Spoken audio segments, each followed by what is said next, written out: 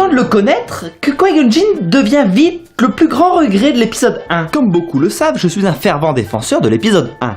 Et parmi ses qualités, on y trouve le Jedi Qui-Gon Jinn, maître du jeune Obi-Wan Kenobi. Sa mort fut surprenante à la fin du film. Mais quel risque! Développer un personnage pour le tuer à la toute fin de l'histoire, il fallait l'oser. Et c'est un petit peu dommage, parce que du coup, on sait pas vraiment qui il est, et on n'a pas vraiment approfondi le personnage. Fort heureusement, des romans adultes et jeunesse viennent garnir son histoire. Des histoires très intéressantes, comme l'excellent Vent de trahison, qui se déroule juste avant l'épisode 1 et qui installe parfaitement le contexte et les problématiques autour du chancelier Valorum. Pour rappel, le chancelier Valorum sera remplacé par Palpatine dans l'épisode 1. Bon allez, son histoire. C'est un Jedi qui est né sur Coruscant et il intègre très vite l'académie Jedi. Son début de parcours est très classique, un peu comme tous les Jedi de l'époque en fait. On l'apprend dans l'épisode 2, Qui-Gon Jinn devient après l'apprenti du comte Dooku. Tous les deux avaient un caractère assez particulier. Ils n'hésitaient pas à remettre en cause les décisions du Conseil Jedi. Ils agissaient un peu en marge de la communauté, comme des électrons libres. Et c'est en partie pour ça, c'est en partie par rapport à son caractère qu'il n'a jamais intégré le Conseil Jedi, alors que c'est un maître Jedi extrêmement respecté. Peu de gens le savent, mais Obi-Wan Kenobi n'est pas le premier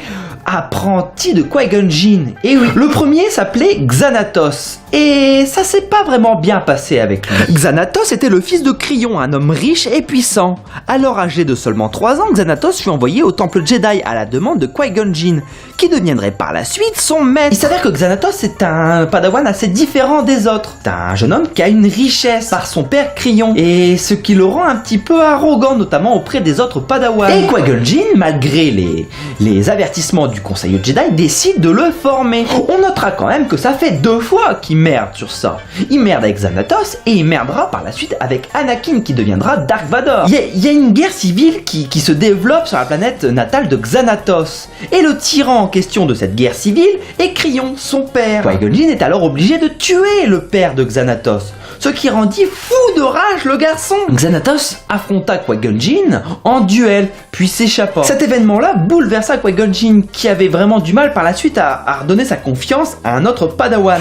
Yoda insista un peu pour que le jeune Obi-Wan Kenobi soit le nouvel apprenti de Qui-Gon. Et toute cette histoire se trouve dans l'excellente série Les Apprentis Jedi. On apprend notamment comment Obi-Wan a failli ne jamais devenir le Jedi que l'on connaît maintenant. Le second plus grand bouleversement pour Qui-Gon Jinn est la perte de sa femme. De la femme qu'il aimait. What?